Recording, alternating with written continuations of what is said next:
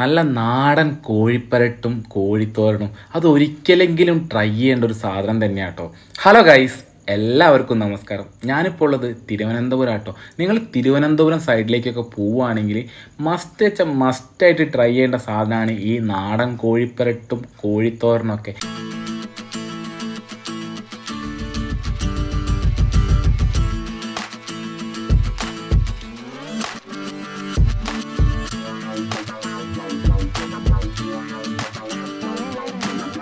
എനിക്ക് വളരെയധികം ഇഷ്ടപ്പെട്ടു കേട്ടോ.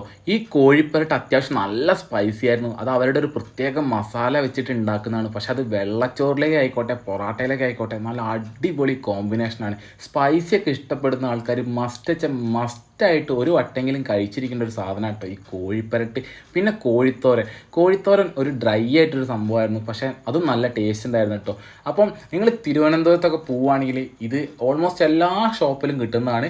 ഞാനിത് കഴിച്ചത് കമുങ്ങിൻകോടുള്ള ഹോട്ടൽ ശീതൾ എന്നാണ്. ഞാനിത് അവരുടെ ഉച്ചയൂണിൻ്റെ കൂടെയായിരുന്നു കേട്ടോ ട്രൈ ചെയ്തിരുന്നത്.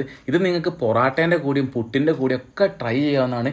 അപ്പം നിങ്ങളിത് ട്രൈ ചെയ്തിട്ട് ഫീഡ്ബാക്ക് ഒക്കെ ഒന്ന് അറിയിക്കുക. അപ്പം ഇതുപോലത്തെ മറ്റൊരു അടിപൊളി വീഡിയോ ആയിട്ട് നമുക്ക് വീണ്ടും കാണാം. ബൈ.